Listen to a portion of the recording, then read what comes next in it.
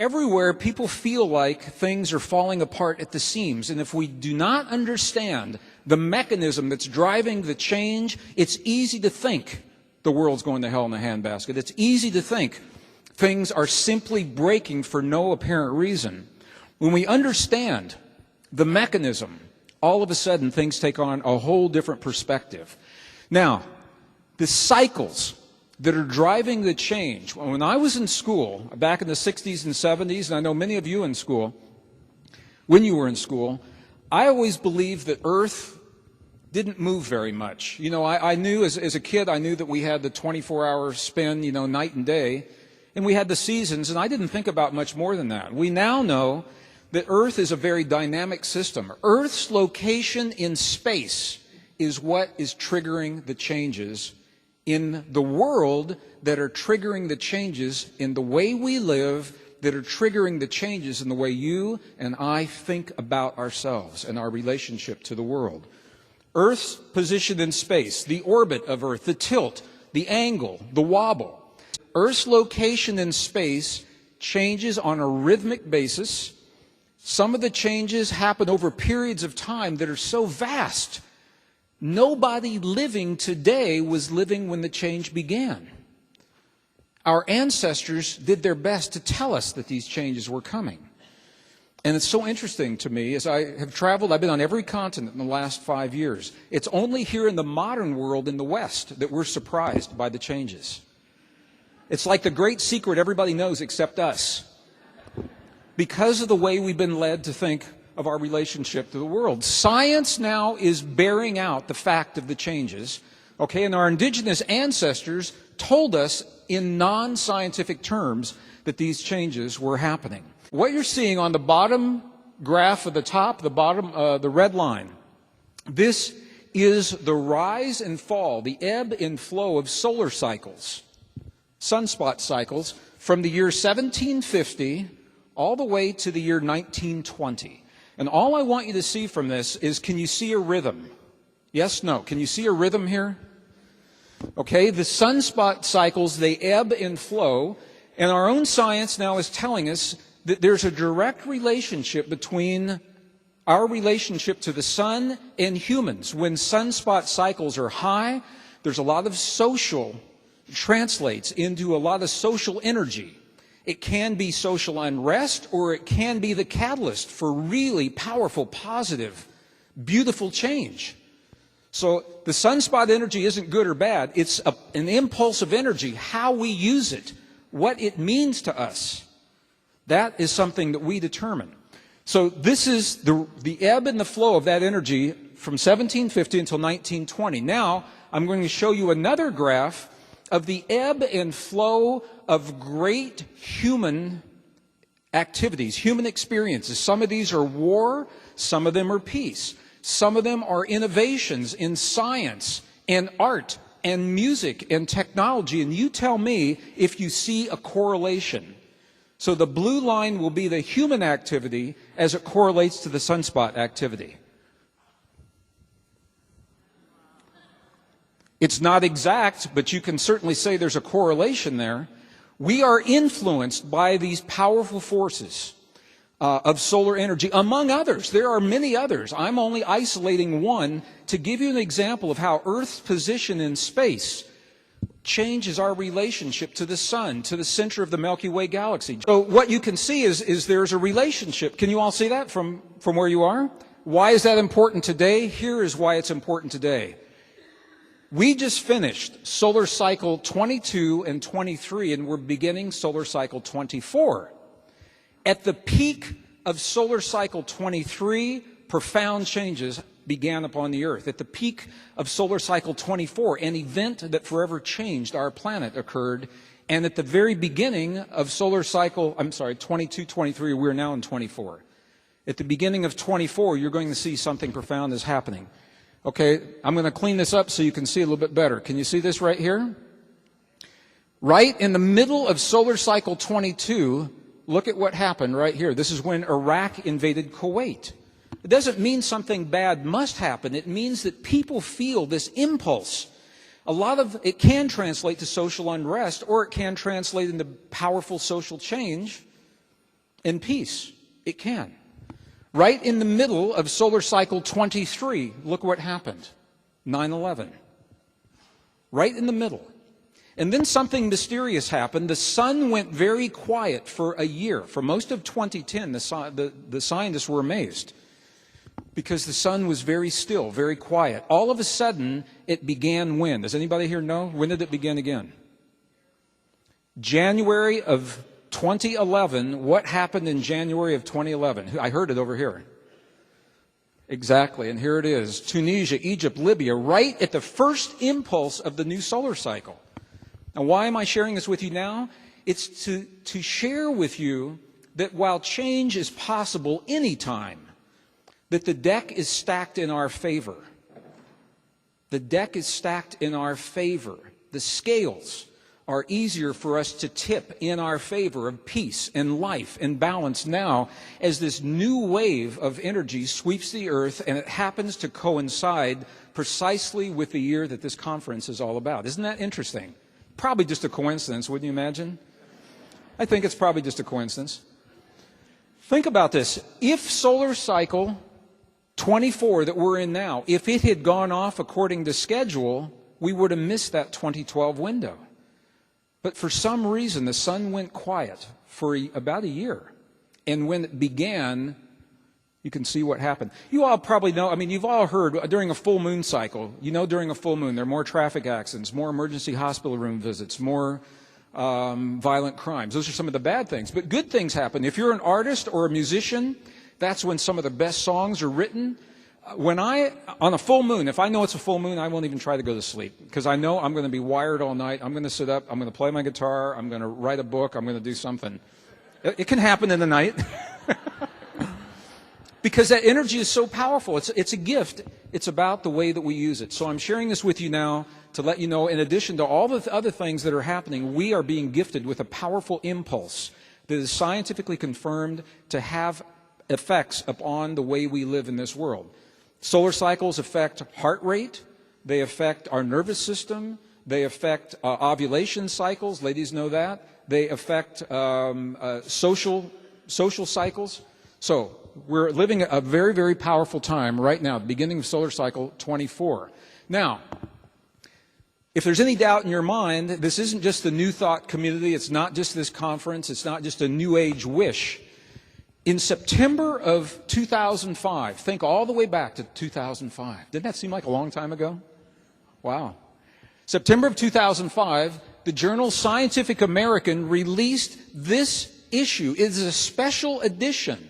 It's a special edition of scientists, philosophers, engineers, social architects, religious leaders, political leaders, spiritual leaders, all coming together from many different walks of life. And they're all saying essentially the same thing. Something is up in our world. And the title tells the whole story. Look at the title. Crossroads for Planet Earth. And they talk about many of the crises that we're already very familiar with. The shortages of food and water that are growing all around the world. The economic crises and the impending collapse of the global economic system. In 2005, they knew it had to happen at some point. They knew. They didn't tell us maybe. But people who were watching the numbers knew that this crisis was coming. And the crisis isn't over yet. I think you all know that. This is a big weekend for the European Union. Germany and France are in meetings, and they're going to make announcements today, if they haven't already, about where to go, and it's going to affect markets all over the world tomorrow. So they knew that this was coming. The danger of global war and multiple war fronts happening simultaneously. Unsustainable population. Ty just told me, is it Monday? Our 7 billionth person will be born? Oh, a week from Monday. Our 7 billionth brother and or sister will be born onto this planet. Can you imagine that? Now, as a musician, I'll tell you what I like. You've all heard the songs about the seventh son of a seventh son. So there's got to be a song about the 7 billionth son of a 7 billionth son or something. I don't know. My mind's working on it. It's on the back burner. Okay. So the journal told us they were giving the world. This is the scientific community. That's why this is important. This is the scientific community saying to the world, heads up world, something has got to change because we are on a dangerous trajectory. We are living multiple crises. Now, there was a time in my life I didn't like the word crisis. I didn't want to hear that word. But I'm going to tell you why I really like the word now. If something is in crisis, it means it's not over yet. Crisis means we still have time to do something about it. Crisis simply means there's something happening that needs our attention. And multiple crises tell us that there are multiple things that need our attention in a big way. It was Harvard biologist E.O. Wilson that contributed to this article. And he made a statement. I love the imagery of this statement. Listen to what he said. Quote, he said, "We are entering what he called a bottleneck in time." A bottleneck in time. I like that image. It's like a little narrow passage where a whole bunch of things have to pass through. We're entering this bottleneck in time, he said, when our resources, our physical resources, our emotional resources, our psychological resources, our resources of compassion, our resources of patience, and our ability to solve our problems will be pushed to their limits. Do you think maybe we're in that bottleneck now? Do you? I think we are. I think we reached. Now remember, this was 2005. People who were watching the trends knew that something was up in 2005, so it's not just us. Our ancestors, our ancient ancestors understood the cycles as well.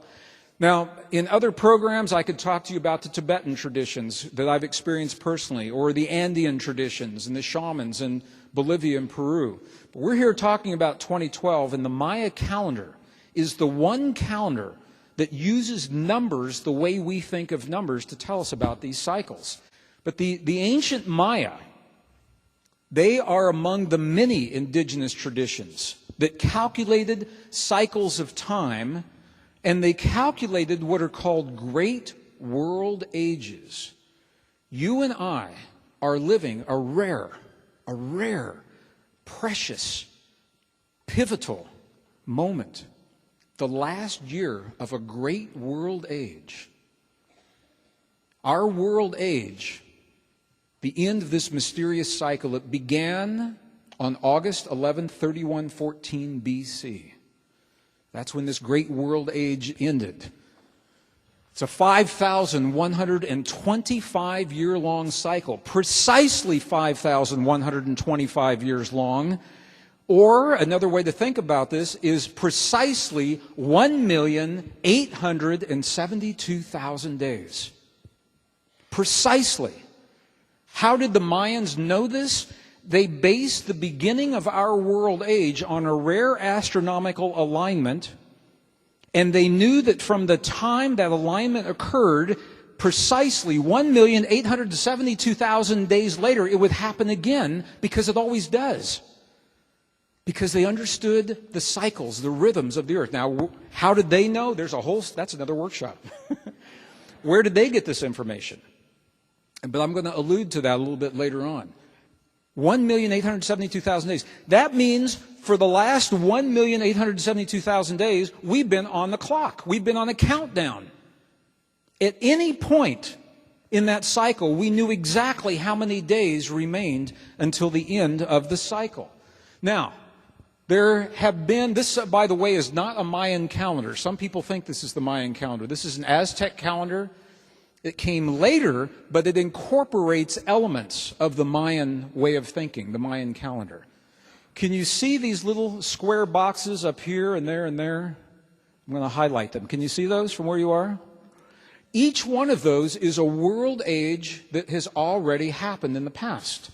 The Mayans tell us there have been 4 world ages in the past, and that we are living the end of the 5th, the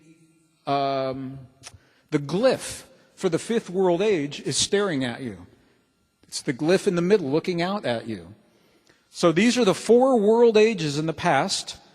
This is the 5th. Each world age, each glyph has a picture in it that tells how that world age ended. And now we can confirm them scientifically. We can confirm them geologically. There was a world age that ended when a great fire swept the earth. There was a world age that ended when a great wind swept the earth clean. There's a world age that ended when the earth was covered with ice. There's a world age that ended when the ice melted and the earth was covered with what? Now, what I think about what we just said, they're all of the elements: earth, air, fire, and water. Isn't that interesting? And this world age ends, that glyph is the glyph for movement. And the ancestors can't tell us what that means. If it's a physical movement of the earth, it could be a movement of thinking, it could be a movement of belief systems, it could be a movement of the way people work and cooperate together, which is what I personally believe we're witnessing right now. So, there have been 4 world ages in the past. We're living the last year's the 5th. Now, our world age began on August 11th, actually at noon, on August 11th, 3114 BC. Okay, this is your first test. Do the quick math. You're taking notes. You can do it. Okay, 3114 BC, August 11th. Okay, add 1,872,000 days. And what is the year, the month, and the day that the next world age begins? Okay, I know you're all psychic. I know you're all intuitive. Just take a wild guess, you know. Okay, it happens to be the winter solstice, December 21st, 2012. It's not the end of the world, it's the end of a world age. Now, the media has picked up on this and they've latched on to the most frightening of possibilities, and it is scaring the hell out of a lot of people all over the world. I've seen it, especially young people. Can you imagine being a young person just graduating from high school next year, and the media it's on TV, it's got to be true, so TV's telling you the world ends when you graduate? Seriously. I had an email from a young girl, and she said it doesn't seem fair that the world would end just when my life is going to begin. And that is reflecting the thinking of a lot of young people. There's no scientific evidence that the bad things that are being shown in the media are going to happen the way they're being portrayed in the media. Here's the reason why. I want you to see this.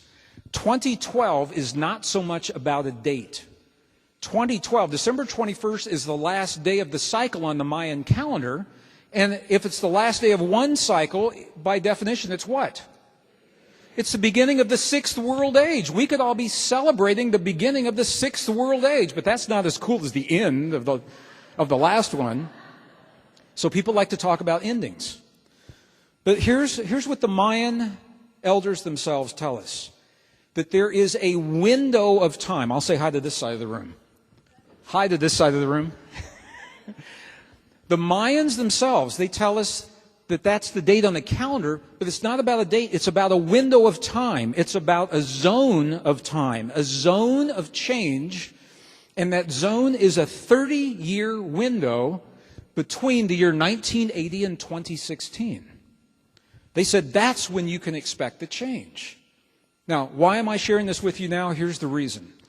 Because to me, it feels way different to know that we are already, this is now 2011, almost the end of 2011. If the zone of change that the Mayans are talking about ends in 2016, we're over halfway through that window. It means we're already living many of the most frightening prophecies and predictions that we see in those very authoritative television specials. Think about this. Here's a 30-year window of time. We are over halfway through and well into the changes. Think about this. We are already living many of the most frightening of the prophecies and predictions that we have been told to expect and anticipate and fear on one date in our future. They're already happening. We're already seeing fires raging out of control on multiple continents in the summer months. We're already seeing the weather patterns change and the crops don't grow in their season and the food shortages. We're already seeing the ice melt. The sea levels are rising. We're already seeing multiple wars on multiple continents. We're seeing 25 new diseases that have no known medical cures.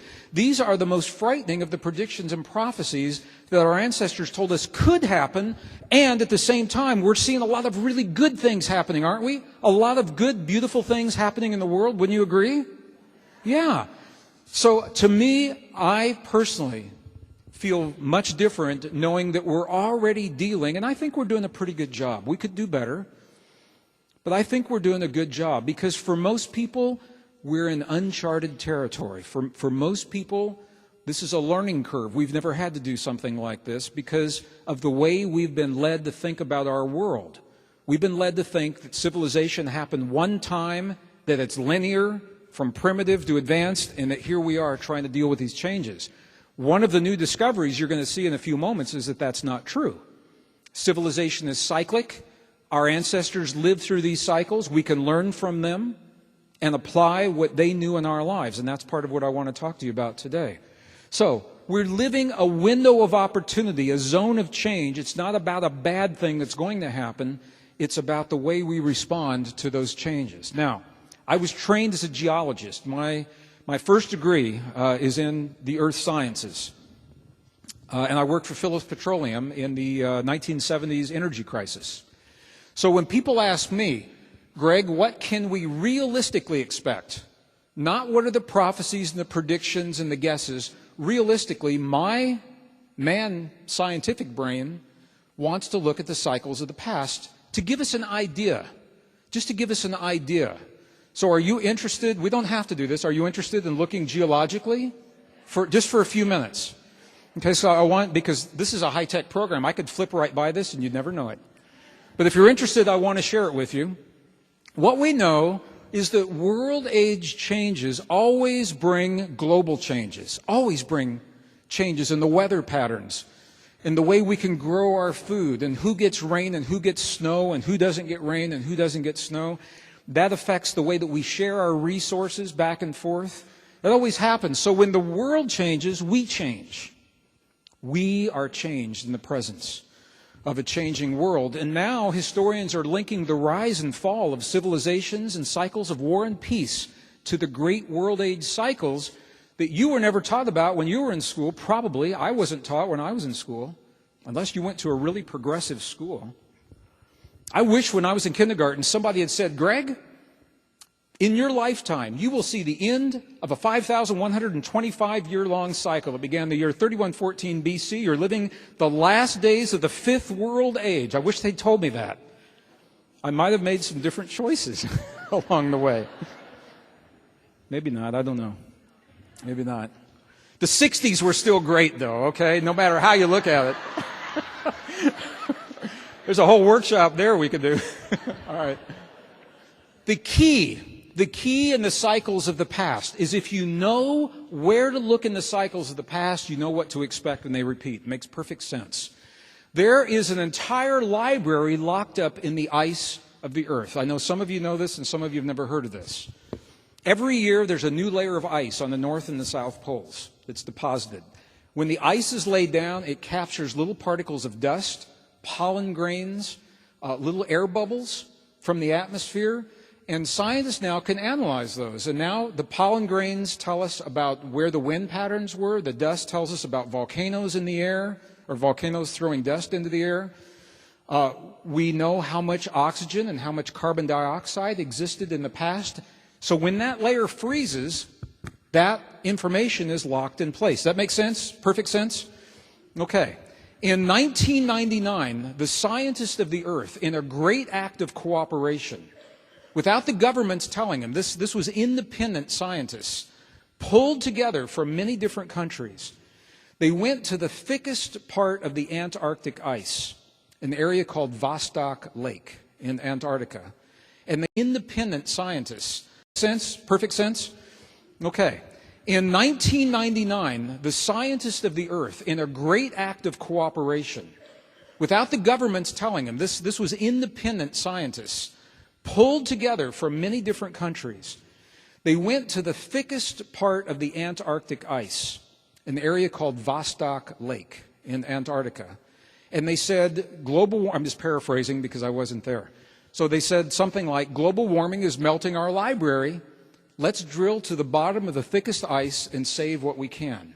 In 1999, they did that, but even the scientists were amazed at how much data they pulled up from that ice core.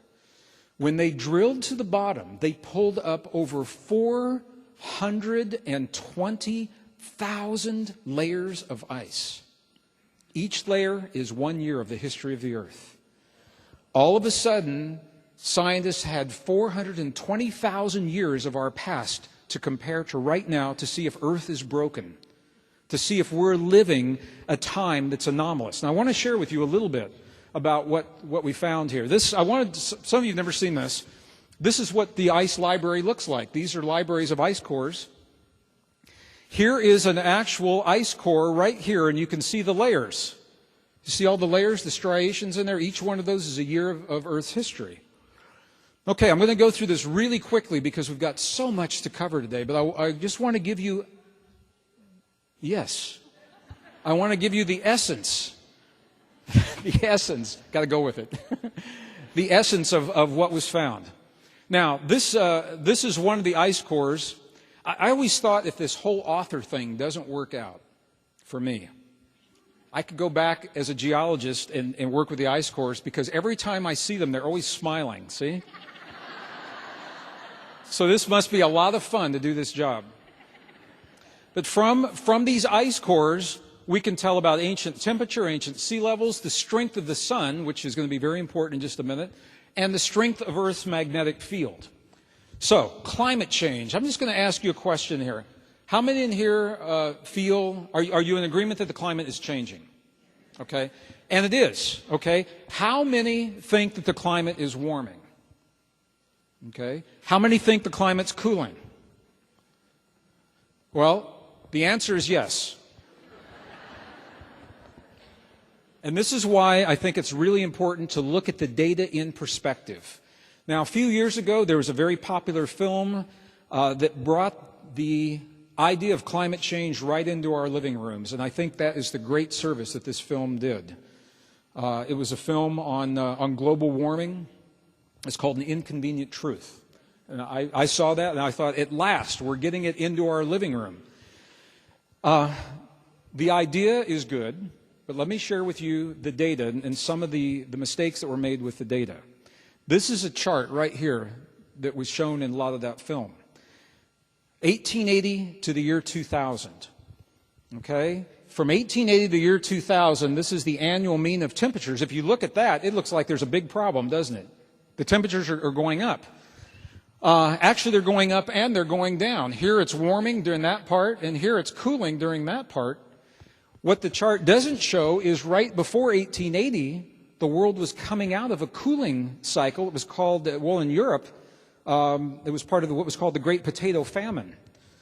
A lot of people died because the weather changed. They couldn't grow the food the way they used to. The reason the data starts in 1880 is because that was the first year that consistent records were kept by the National Weather Service in the United States, for North America and other parts of the world. So it begins in 1880. Both things are happening here. Now, the next chart that I show you, those 420,000 years of the history of the Earth. Here is the present time. Here's 420,000 years. It stops right there. The chart goes to 450, but the data stops at 420. And all I want you to see from this, here is one of the ice cores in blue. Here's another one of the ice cores in green. You can see they agree with one another. And can you see cycles happening here? Do you see obvious cycles? Yes or no? Group participation, yes or no? Okay. And what you're seeing on the bottom in the red, this is the thickness of the ice as it changes in relation to temperature. So here, when the temperature rises, right after the temperature rises, the ice thickness drops because it melts. Makes perfect sense. And as the temperatures drop, then the ice begins to get thicker again. So all I want you to see, number one, is that there's a rhythm, there's a cycle. It is roughly every 100,000 years, approximately. Every 100,000 years is when you see this. Okay, we are right here, and I would expect to see us going into a period of warming because of where we are in the cycle right here. I would be concerned if we weren't in a warming right now, because it would mean something was different, and I would wonder what it is that changed. Okay, so you can see the cycles. That's all I want you to see here. Right? Yes? Okay, now let's look at something else. Here are temperatures on the bottom. These are some of the gases, greenhouse gases, that we've been told to be concerned about. And here you see carbon dioxide. Here you see some methane. So I'm just going to ask you this question. Does it look like there's a correlation between the rise of temperatures and gases?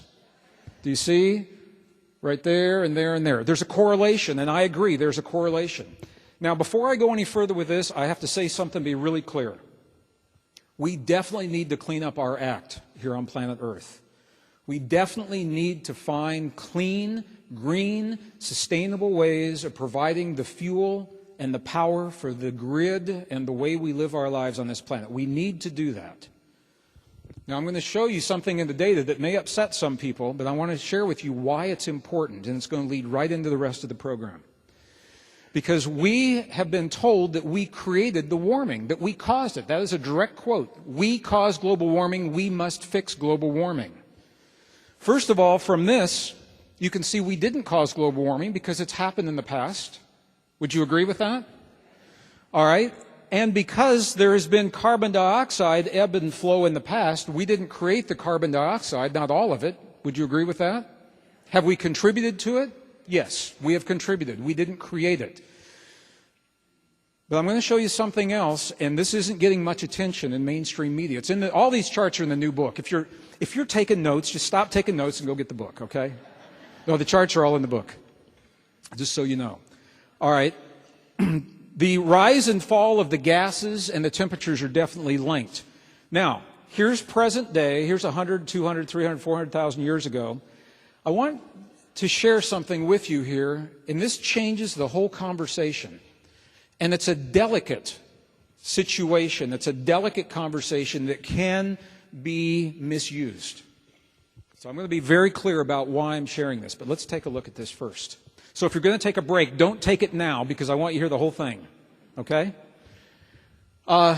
If you look at this closely, I'm going to call your attention to this area right in here. The red is the temperature. The blue is the carbon dioxide gas. Okay, if you're coming from, and here's present day, so if you're coming, these people live in a world whose traditions allow for the change that we are living right now. They've known it, they expected it, they anticipated it. Western world, the modern world, the world of science that began 300 years ago doesn't allow for these traditions. It hasn't allowed for the cycles of nature and the cyclic changes of the earth and what it means to us. So we have a lot to learn from our ancestors if we have the wisdom to acknowledge and embrace what they have preserved for us. For over 5,000 years, our ancestors did their very best to answer the question, who are we? It's only been the last 300 years that science tried to do the same thing. 300 years since about the time of Isaac Newton is when we say the scientific method first began. Whoops. There's a problem. You're going to see this slide a lot. There's a problem. For 300 years, science has tried to answer the questions, who are we? The problem is this. Science doesn't believe the scientific answers. Science finds the answers and they say, oh, that can't be the answer because that changes everything. So we'll put that answer over here. The quantum stuff that tells us we're all connected, we'll put that over here. Science is stuck on the big questions of life. Now, I'm going to make a distinction between science and technology. The technology of our iPads and iBooks and iPhones, awesome. The cloud, awesome technology. But the big, deep questions of life. For 300 years, the best minds of our planet with the most money and the most machines have been asking these questions, and they're looking within the parameters that they have been led to believe are true. They don't have the answers yet.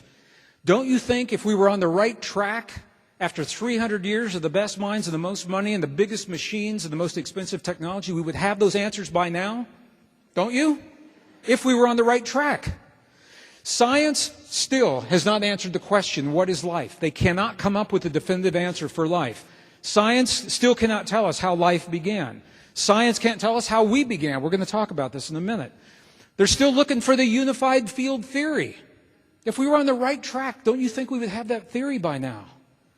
They've written consciousness out of the equation, and they're wondering why they can't get the unified field theory to work. Okay. I think science is a good method. It's only good if we honor the way science is designed.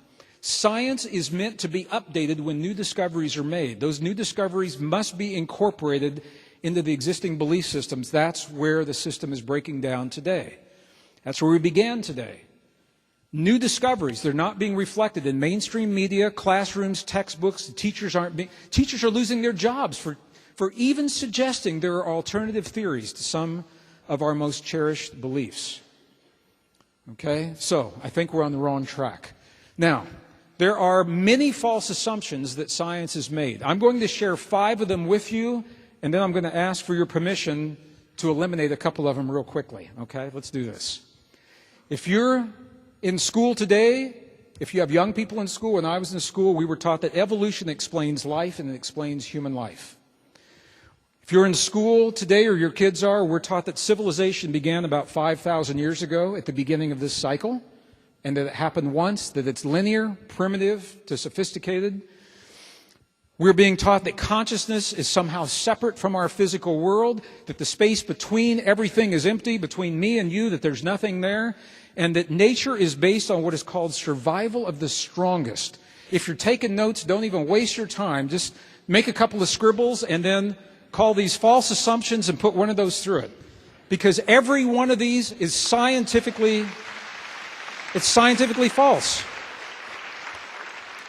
Every one of these, and this isn't just new thought, peer-reviewed journals, peer-reviewed, that's accepted in the scientific circles. The mainstream refuses, or at least is reluctant, in some cases is absolutely refusing, to carry these in the way the teachings are. Now, here's why this is important.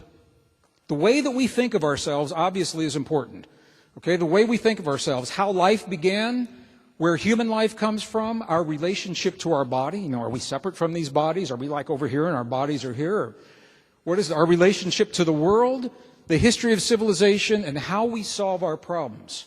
This is a pyramid of thinking. The false assumptions of science have led us to believe that life is absolutely a random process. If we had the right time and the right conditions, that life would occur just the way it did somewhere else. The data doesn't support it, but this is what we've been led to believe. We've been led to believe that human life follows the same assumptions, that we are, given the right amount of time, the right conditions, that we would happen just the way we are again. That we are separate and powerless from our bodies is what we've been led to believe, and this is much of the medical system. I've just been through this with the test with my mom this last week. Very interesting insights into the way some very brilliant medical doctors are led to think. That we're separate and independent from our world, and that civilization is a linear experience. It began primitive, one time, boom, here we are, and then that's it. Okay, if all of these were true, they're not. They're false assumptions. If they were true, then I can see where it would make total sense for competition and conflict to be the way we solve our problems. That's what we do today, based on these false assumptions.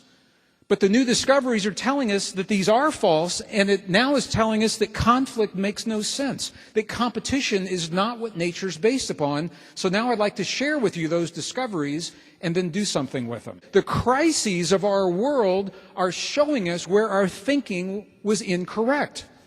I'm not going to say that we should judge our past. I'm not going to say we did it wrong. I'm going to say we are on a huge learning curve. And if we're really smart, what we'll say is that what we did in the past got us to where we are today. And we can let it go based on what we now know to be true and move forward without judging the past. That's where we get really hung up, in the criticism of the past. But look at this.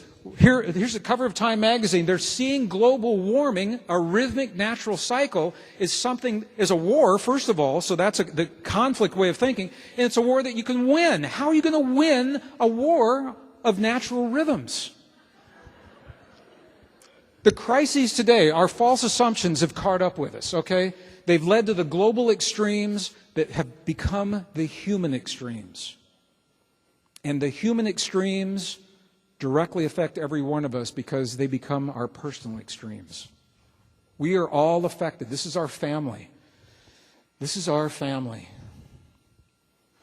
It's the only family we have. And it's not like some of us are going to get through this change without the others. We're all going through it. And we're all going to get to the other side. The question is, What are we like when we get there? That is being chosen in this moment. In this moment. So I'm going to ask your permission in the best use of time. If you're in this room, I know that you already know some of these are false. You've been with me, you've read the books, you've heard enough other people. If we'd simply say, the space between things is empty, you all know it's not, there is no empty space. Are you okay if we cross it out and don't talk about it? Cool. Okay, if we say consciousness separate from our physical world, the new discoveries are showing that consciousness is the basis of the physical world. It's what's left out of the unified field theory. So if we cross that out, are you okay with that? Oh man, we're moving fast. This is great. Okay, the next two are related. Let's look at these two together. Evolution explains life and nature based on survival of the strongest. Both of these are assumptions that were made from a book that was published in 1859 by Charles Darwin. Now, up until 1859, the big questions of life were answered in the realm of religion. The church was believed to hold the answers to many of these questions. Who are we? How do we get here? What's our purpose? So in 1859, Charles Darwin, a scientist, took the first scientific attempt, first stab at answering these through the language of science. His book was called The Origin of Species. And because it was scientific and the first of its kind, the ideas were embraced quickly, they were entrenched deeply, and they were accepted throughout the world and remain entrenched to this moment today in many places. Now, if you go to the bookstore, this is the title that you're going to see. Do you all know about the rest of the title? I'm going to share with you the rest of the title of Darwin's book. It gives insight into his thinking, and it's a whole different vibe of what he was sharing. So the title that we see, if you go to Amazon, for example, The Origin of Species by Means of Natural Selection, here's the rest of the title. Or The Preservation of Favored Races in the Struggle for Life. And this is his perspective. Now, I want to say something about Darwin. He was a scientist. And I think he was probably a pretty good scientist. In my estimation, the mistake that Darwin made was that he went to one place in the world and he made direct observations of insects and animals there, and he attempted to take what he saw in one place and generalize it and apply it to all life everywhere, including humans. Does that make sense? He took what he saw for some forms of life and tried to make it fit all forms of life. And the facts simply don't support it. The data doesn't support it. So, one of the things that Darwin said, and I want to share his own language. I want you to see Darwin's own words. They're a little flowery in the language, but I want you to see his exact language. Now, this is a scientific book. Tell me if you think this sounds scientific. He's talking about the origin of life itself. Where did it come from? Here's Darwin's definitive scientific explanation. He said, therefore, I should infer from analogy that probably all the organic beings which have ever lived on this earth have descended from some one primordial form into which life was first breathed. Think about that. Infer from analogy that probably, if he talks about into which life was first breathed, where did the breathing come from? These aren't really addressed in his ideas. What he's saying is that something happened. Life began with a single cell, and from that all life emerged, including you and me. Here's the problem with that.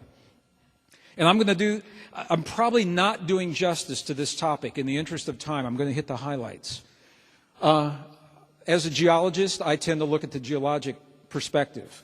This is a geologic map of time. The most recent is the present is at the top. This is the oldest at the bottom. You all have heard, if you're in this room, I know you've heard of something called the Big Bang. In physics, it's when the big release of energy and the universe is believed to have begun. There's something in biology called the Big Bang of biology, and it happened right here. About 545 million years ago, a time called the Cambrian. And what we find here is that it's in this time that 98% of all of the forms of life that we see on Earth today all occurred in that relatively narrow window of time. They didn't evolve slowly and gradually over long periods of time. They appeared. I don't know why. I don't know what the answer is, but I know that that is not Darwinian evolution as we've been led to think of it. Here's a little chart right here. Here's all the forms of life that were in the world about 550 million years ago. Boom. Here is what's called the Cambrian Explosion right there. Something happened. I don't know what it is, but this is not evolution the way that Darwin thought of it, as slow, gradual changes or punctuated equilibrium, as other biologists have talked about. The data doesn't support that this happened in this way. For life in general, what about humans? What about us? Well, last fall, this is one of the charts that was used on some of those very authoritative documentaries, the human family tree. This is us up at the top right here. And can you see these thin lines that link us? Can you see those lines right? I'm going to highlight them in blue. Right there. Everything that you see in blue, if you look here on the legend, what it says, those are not factual lines. They are inferred or speculative connections. Inferred or speculative, but they're being taught as fact in school. And if any alternative ideas are introduced in the classroom, I don't know about here in Canada, in the States, teachers are losing their jobs for introducing the possibility that an alternative theory may be available. How many of you have heard of Neanderthal or Cro-Magnon? Okay, this should have made national news. The cover of Scientific American or USA Today. It didn't. Neanderthal, when I was in school, I was led to believe Neanderthal was my ancestor. Okay? 1987, I'm just going to do this quickly as a very quick example. 1987, an amazing discovery that could be a whole workshop unto itself was made. There was a Neanderthal infant girl who was found preserved in a cave in northern Europe. Preserved. She wasn't fossilized. She wasn't mummified. She was preserved. Her skin was intact. Her eyes were intact. Her hair was intact. What else was intact? Who said that? DNA. Okay? They are supposed to be our ancestors. All of a sudden, we had DNA from those who were supposed to be our ancestors to compare to us today. It took 3 years for them to publish the results. The results were published in the very prestigious journal Nature in the year 2000. And here is volume 404, March 30th, 2000, page 490. So it's on the audio. You have it. You don't have to write it down. Because this is the deluxe 2-hour Toronto Symposium of 2012, I'm going to cut through the whole study and go to the last sentence of the last paragraph of the bottom line and tell you the conclusion. Here's the conclusion. The bottom line is this, is that the DNA in that Neanderthal girl was not, in fact, part of us. The results suggest that modern human was not, in fact, descended from Neanderthal. Their DNA and our DNA is not similar enough to say that they are our ancestors. Since that time, they found 40 more bodies in various states of preservation. The DNA has borne this out, and it's also told them that the Neanderthal walked the earth with us. We shared the earth with them, which means we could not have descended from them. So now we know who we are not. Okay? We're not descendants of Neanderthal. Okay, when I was in school, there was a form of life called Cro-Magnon. That term is no longer used for a very good reason. Right now, the term has been changed to anatomically modern human. Anatomically modern human for a very good reason, because that's what it is. Cro-Magnon, anatomically modern human, showed up on this earth 200,000 years ago, and for all intents and purposes, it has not changed to this day. If you take an anatomically modern human, a Cro-Magnon skeleton right there, and you look at my skeleton here, except for their leg bones being a little thicker because presumably they walked more than we do today, you cannot tell them apart. Proportions are the same. Cranial capacity is the same. We haven't changed in 200,000 years. We showed up 200,000 years ago. We haven't changed. That's not Darwinian. Now, I don't know what happened scientifically. I have my own personal ideas, my own personal beliefs. But scientifically, what we're being taught is not supported by the facts on the one hand, and on the other hand, the new discoveries are not being allowed to be shared in the classrooms, the textbooks, and the media. Now, we have a whole new generation of young people that want the answers just like we did. They're going to spend their lives trying to find out who we are, but they're being limited by the false assumptions that are being required in the classroom today. I believe there's a problem with that. I think there's a problem with that. Okay, here is the update on the missing link between us and them. The update is it's still missing. And here is why I think it probably will be. This is another version of a family tree. Here is human right up here, Homo sapiens. And now you see we're all by ourselves there. My sense is about a year or two from now, I think we're going to be looking at this, and we're not going to be at the top of a tree. We're going to have our own bush. I think it's going to be very short because there's nobody but beneath us, because it is suggested we are our own species. We don't know where we came from. In the new book, I talk about the DNA. I'm just going to tell you the DNA is unlocking the whole story. What scientists are saying right now is the DNA that allows us to be who we are, that makes us human, specifically chromosome number 2. If you all want some light bedtime reading, go look at chromosome number 2. That the genes that make the DNA, that give us the traits and the characteristics of who we are, they could not have formed the way they did through natural processes. And then the scientists stopped there, because that's all you can say scientifically. They cannot tell us why. I can't tell you why. I can tell you that if we want to get to the bottom of who we are, we need to go right here. We appeared on earth 200,000 years ago. If we want the truth, the deep truth of our existence, we need to answer that question. We can share what has been found in the past, but allow the new discoveries to be incorporated. Allow those new discoveries to be shared. So, Darwin said this. He said if it could be demonstrated that any complex organ, now he didn't even know about DNA in his time. If it could be demonstrated that any complex organ existed which could not possibly have been formed by numerous, successive, slight modifications, he says, my theory would absolutely break down. Darwin allowed for his theory to break down. It has broken down. Mainstream will not allow it to be modified. It will not allow it to change. And DNA is changing all that. So, deep truth, beyond any reasonable doubt, evolution does not explain human origins. Now, as a scientist, I have to tell you, be very honest, evolution is a fact. We see it in the fossil record for other forms of life. It's absolutely happened. To extrapolate what we see for other forms to human doesn't make sense in light of the evidence. So I just wanted to say, and I go into more detail in the book, but this is where I wanted to be with this today. The next part of Darwin's assumptions, right here. And I love it when he begins by casting doubt on what he's about to say. I like that. So what he does is he's looking in nature at the way animals and insects treat one another, and he's saying that those are small expressions in one place of a general rule that applies to all life, including us. Okay, so here's his exact words. He says, it may not be a logical deduction, but to my imagination,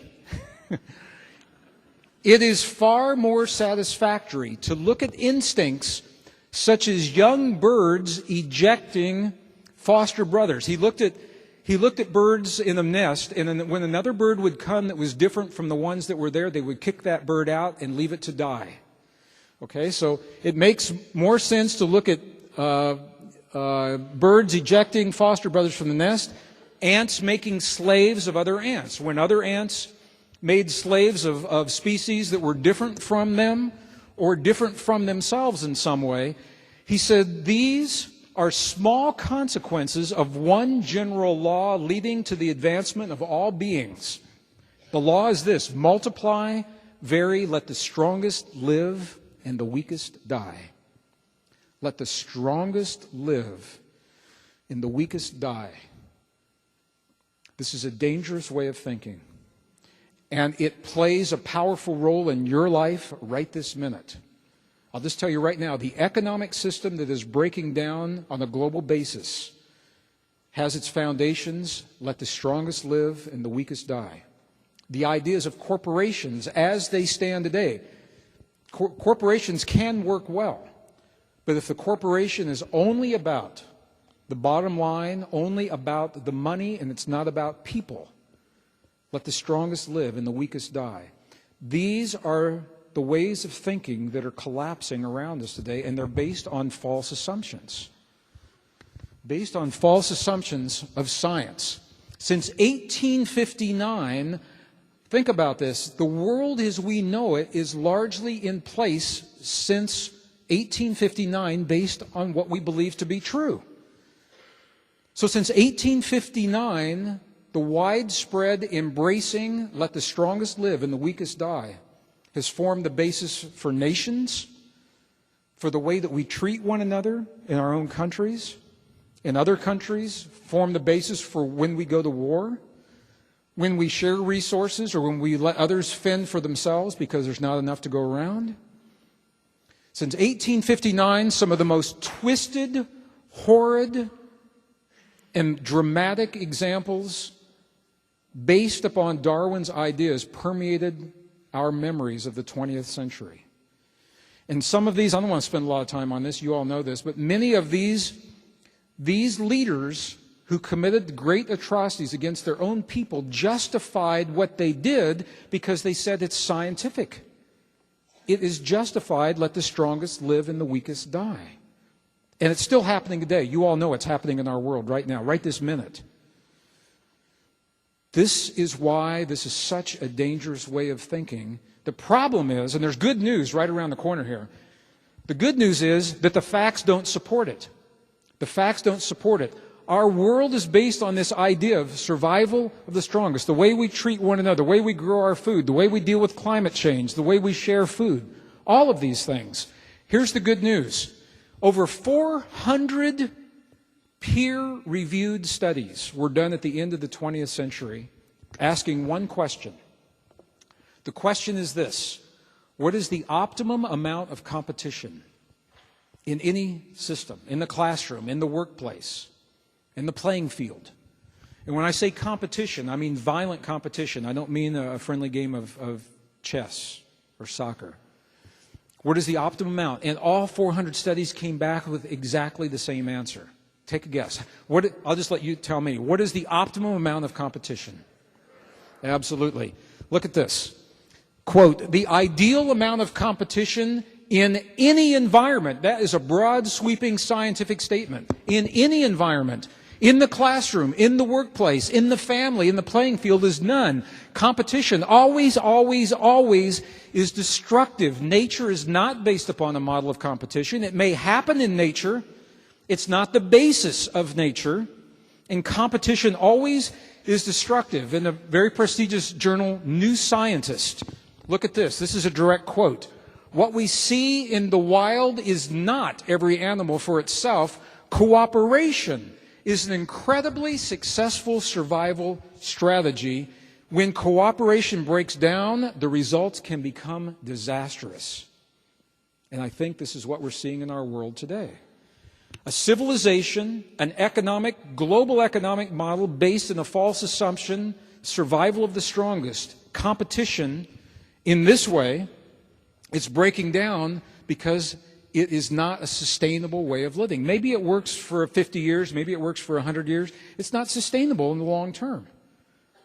And this is the opportunity we have today. If we try to go back and fix and get back to the way that things were, it means we must embrace the thinking of the past. I don't think we want to do that. I could be wrong. I don't think that's what we want.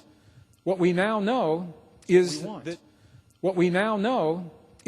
that nature is based on what is called a model of mutual aid and cooperation, not the competition as we've been led to believe. Nature is not based on that model of competition. Does that make sense? Did I say that okay? Okay.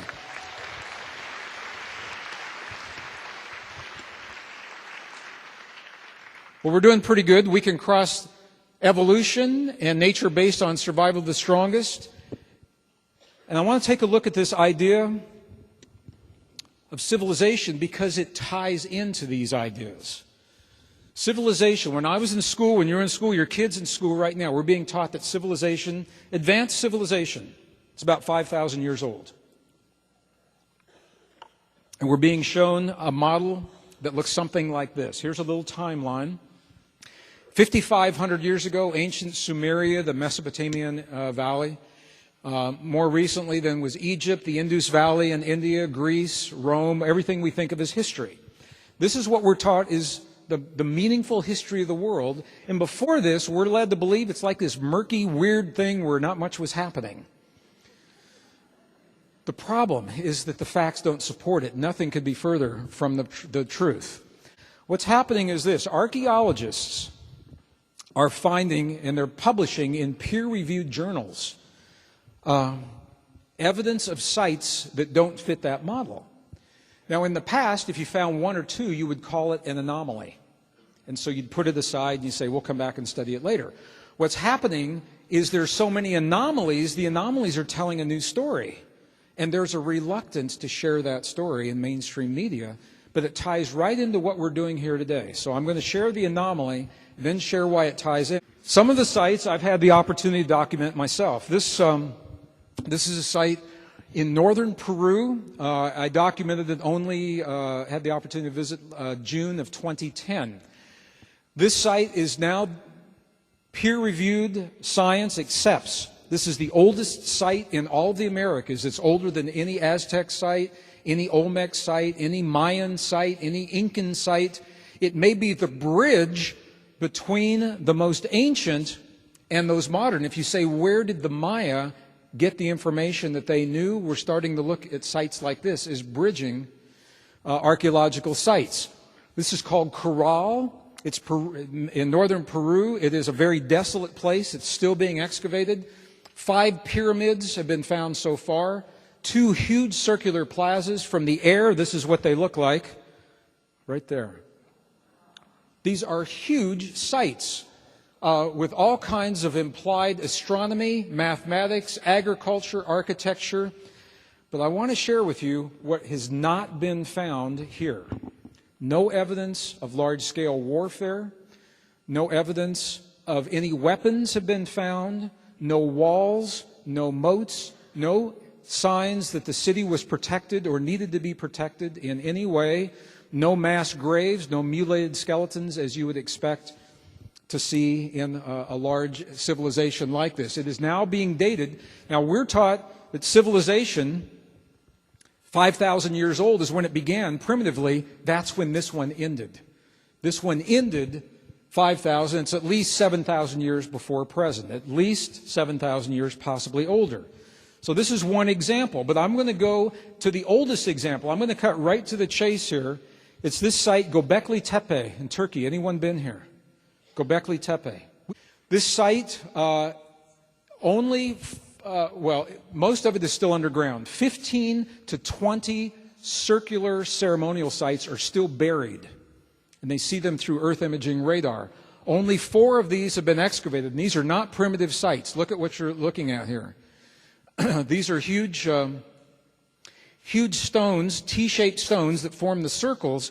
What makes it interesting is the site was intentionally buried 8,000 years ago, but it's older than 8,000 years. 8,000 years ago, it was buried, and that means everything was preserved really well. So now we can see the images that were left on the stones, like these. All right. The date is now, through accepted scientific methods, the date is now being established, or I just cut to the bottom line, 11,370 to 11,560 years ago. That's over twice as old as what we have been led to believe is the beginning of civilization. And this is an advanced site. This is an advanced site. There are other sites that, in the interest of time, we're not even going to talk about today, but let's look at this. Here's the history that we're taught today. Now, here is Corral. Whoops. There is Corral right there. Çatalhöyük, we didn't even talk about. It's 7,000 to 9,000. The Sphinx, you've all heard about. The Gulf of Khambhat in India. 5-mile long, 2-mile wide city under 120 feet of water off the coast of India. Either the city was built underwater originally, or it was built close to the water and was submerged when the sea levels rose. We don't know which. Okay, the area that you see in the blue, that is the Ice Age. The last Ice Age ended about 12,000 years ago. For 4,000 years after the ice ended, there was a bad storm. It was a really bad storm. Okay, so here's the bad storm. And this is when the sea levels rose. This is when the ice melted. This is when the rains came and they didn't stop for a long period of time. And this happens to be in the area where we're finding some of these advanced civilizations. Now, we began today by talking about 5,000-year-long cycles, great world ages. It's not the history of the whole world forever. It's the history of what? The most recent cycle of our world age. The world age before that is not acknowledged here in the West. But look at that. This is when these traditions began. So where did the Mayans and others get some of the mathematics and things they knew? It's very possible they were a carryover from what was known here. So this changes everything that we're seeing. There was a cycle, at least one cycle before ours. Civilization began about 5,000 years ago. That's a false assumption. That's the most recent cycle of civilization began 5,000 years ago. And there was a cycle before that and probably one before that. Now, what I'd like to do is take what we've just done very fast, very high level. I mean, we just flew right through this. Does this time seem like it's going fast to you? Yeah, me too. Okay. But we're going somewhere. Okay, now let's look. Here's the big questions of life. Here on the left are the ways that we've been led to believe we relate to life. That life is random, that human life is random, that we're separate and powerless from our bodies, that we're separate, independent from the world. The history of civilization is a one-way linear. And it actually makes sense to compete and conflict to solve our problems if these were true. The new deep truths, however, are showing that life is not random. Very, very precise conditions have to be present, and there is something in the DNA that cannot be accounted for in nature. The same is true of human life, and we talk about, the geneticists talk about this, and I share it in the book, that we are connected to our bodies. Our perceptions directly influence the way that our bodies heal and express themselves or don't. We're not separate from our bodies, that we are connected and interdependent with the earth itself, that civilization is cyclic, at least 2 cycles, probably more. And with all of this in mind, it makes tremendous sense, and nature is based upon what is called a model of cooperation and mutual aid. That's why I wanted to cover all of those things. The same science that tells us we're in a time of crisis is giving us the reasons to change the way we have been led to think. And the way we've been led to think about ourselves and our relationship to the earth means everything in terms of how we solve our crises and what we do in this room today. Does that make sense? Perfect sense, okay. All right, so crises. What we know is that crises are the opportunity to address a situation. The data, same data that tells us that we're in crises, now tells us that we have the potential, I'm going to be really clear about this, not to impose our will upon the world, not to impose our will, not to impose our way of thinking or our beliefs. Rather, we have the opportunity to participate. Together, we can tip the scales of life in peace and balance in our favor. And our most cherished and ancient and sacred traditions tell us how, and our own science now is beginning to bear it out. So here's where we're going to shift gears a little bit. All those traditions I've studied, as different as they are from one another, in their own way, they all talk about a journey that every one of us is going to take in our lifetime. It's called life's longest journey. Do you know what life's longest journey is? It's not a very long journey. The average length of this journey is only about 18 inches. It may take us our whole lives to get there. It's the 18-inch journey that begins in the center of our thinking mind and leads us right down to where? Exactly, right down to the intelligence that resides in every one of your hearts. We're born with this amazing heart intelligence. In the past, it's been discounted in Western traditions, not in the other traditions. It's been discounted. But now our own science is beginning to tell us why this is so important. Our own science is beginning to tell us why. All of these ancient traditions, they've all told us that this key is right in the center of our chest. Our own science now is telling us something that we're only beginning to understand. If you're in this room, I know that you know the world is made of electrical fields and magnetic fields, right? You're all good with that. Electrical and magnetic fields. You know that if you want to heal your body or trigger the healing in your body or create peace in your world or bring about change in your life, somehow we must communicate with the stuff that the world is made of. It makes perfect sense. We must communicate with those electrical and magnetic fields. When I was in school and you were in school, we were taught the brain is the organ you use to do that. That the brain is where the action is. It's true that the brain, your brain, my brain, we have a relatively weak electrical field and magnetic field. But there's another organ whose electrical and magnetic fields are much stronger. We now know for a fact that the human heart creates an electrical field that can be up to 100 times stronger than the brain's electrical field. But listen to this, that the human heart has a magnetic field that is about 5,000 times stronger than the brain's magnetic field. Men, this may be some insight into why sometimes it's hard to think our way through the problems. Because our hearts are designed to feel our way through the problems, and we're not conditioned to do that as men in the Western world. Doesn't this make perfect sense? If you choose to communicate with the stuff that your world is made of, doesn't it make perfect sense that you would use the one organ in your body that was designed and has the strongest electrical and magnetic field to do that? The first organ to form in the body, in your body, in the womb of your mother, it's your heart. Forms before your brain. Okay, so you know that your heart is powerful. You know that your heart has a magnetic field.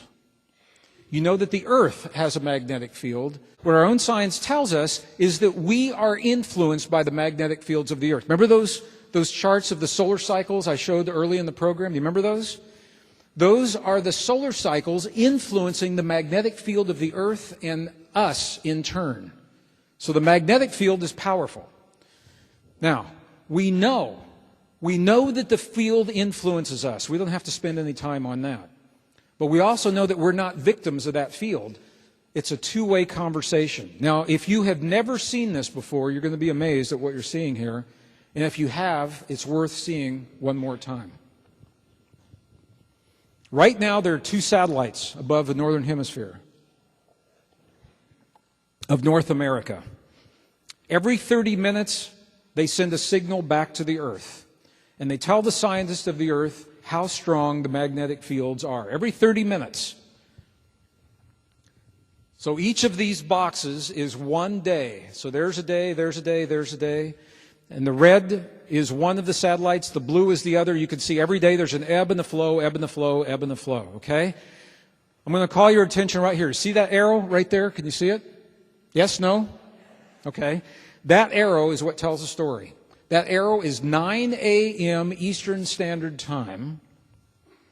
On 9 a.m. Eastern Standard Time, on this day, there was a big spike in the magnetic fields of the earth. And the scientists of the earth, I wasn't there, I'm just imagining, I'm paraphrasing, they probably said, what on earth is causing a spike in the magnetic fields of the earth?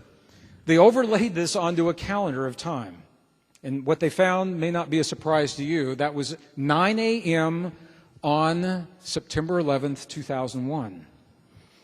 9 a.m., 15 minutes after the first plane hit the first tower in the World Trade Center, scientists say it took about 15 minutes for the images of that to circulate around the world and for the people, millions of people, to respond to what they saw through the feeling in their heart. What we're seeing is the effect, among other things, of millions, if not billions, possibly billions, of human hearts in a moment in time responding with genuine heart-based emotion. Now, some of it was shock, some was surprise, some was anger, some was hurt, but they were heart-based emotions. And now the scientists, remember, scientists are conditioned to believe that we're separate from our earth. We're separate from the world, and this is showing that we're not. I can imagine, I wasn't there, but they probably said, "Oh, wow." No, I can't tell you what they really said. They probably said, "Dang." They probably said, I can't even tell you what because we're on tape. But I know they were surprised. Because this gives new meaning to the concept of Gaia, of Earth being a living system and us being part of the Earth. This was the heads up that we are connected to the fields of the Earth through our hearts in a very powerful way. If there was a good thing that came from 9/11, it was the information to the scientific community that we are connected in ways that we're only beginning to understand. And you knew that. Remember the first few days after 9/11, the world was really connected. Remember that?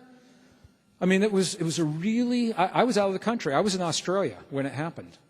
And I sensed it there, and I came back to a very different country on the first flights that were allowed back into the States. For a few days, we all sensed that, okay? Now, the question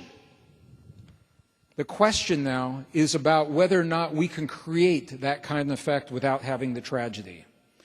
The hypothesis is that precisely what you saw happening is possible, that strong collective emotion has a measurable impact on the very fields of the earth that connect and sustain all life on earth. The magnetic fields connect everything, every blade of grass, every hamster, every goldfish, every dog, every cat, every CEO of every corporation, every leader of every nation. There's no them and us when it comes to the magnetic fields of the earth. If you choose to cast your vote for unity and peace, your heart is your voting machine. If you understand the language of this field, you may nourish and feed the field in very precise ways. And that's what this afternoon is all about. Now, it was based on that. The Institute of Heart Math did something that has never been done before. The Institute of Heart Math began a project. They launched a project that is called the Global Coherence Initiative. Coherence is a state. It's a relationship between our heart and our brain that optimizes our relationship to this field. When you're in high coherence, you're having a good conversation with that field. So we know that personal coherence is good. Global coherence is really good. And we create global coherence through our individual coherence. Based on that, the Institute of Heart Math has launched the first of its kind ever initiative to do just that as an independent organization. Let me read to you the mission statement. This has never happened before. The mission statement, the goal is to unite millions of people from varied beliefs and cultures from across the borders and the boundaries that separate us in the past of nations and belief systems and religions and spiritual practices, to unite people from many different beliefs and cultures for the specific purpose of shifting global consciousness from instability and chaos to balance and cooperation. That is the stated purpose and only purpose of this project. I want you to know that there is a vehicle that is already designed and built precisely for the kinds of things we're talking about in this conference today. And it begins by simply listening to the fields of the earth that we're talking about. Now, those images from 9/11, those were on weather satellites, and all the data in the past has come from, military or commercial satellites. The Global Coherence Initiative is building and deploying their own network of sensors that are independent from any military applications, from any weather applications, from any other corporate applications, specifically to understand our relationship to the earth. That's why they're being built. Hey, let me share with you, this is a blueprint, very technical, for what a sensor looks like. Let me show you how beautiful they are when they're in the ground. When they are deployed, this is what a sensor looks like. Isn't that beautiful? Wouldn't you like one in your own backyard? I think we all should have them. Okay, this is the first global GCI site. It was in Northern California, at the HeartMath base, right in Northern California. Right now, there are additional sensors, and here they are. There's one in Northern California. This one is in New York. This one is in the UK. This one is actually in Saudi Arabia. This one is in New Zealand. This is the existing network. However, it is incomplete. When the network is finished, this is what we would like for the network to look like, for us to become in our hearts, in a way that is effective, what we choose to live in our lives. It's a vehicle for us to do that. Every day, the sensors send back data that looks like this. This tells us about our relationship to fields of the earth. The shiny places, the really bright places, are where there's more activity. Each box is a 24-hour day. This was Christmas Day. This is the month of December. The system took the day off on Christmas Day. That's why you're seeing that. All right. It's all about this experience of heart-brain coherence. We don't have to have a tragedy to create that coherence. We can do it when we choose, on demand, if we understand the relationship between heart-brain coherence. But the idea is, if we can create the feeling in our heart that becomes a 0.10 hertz frequency, that's optimum coherence for you science people out there.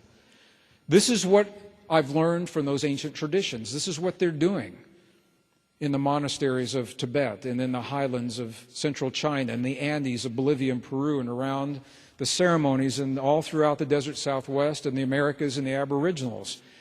What that does, if we can create that feeling, we know it's good for us. What I want you to know is this, is that there are people all over the world that are learning have learned what you're about to learn this afternoon.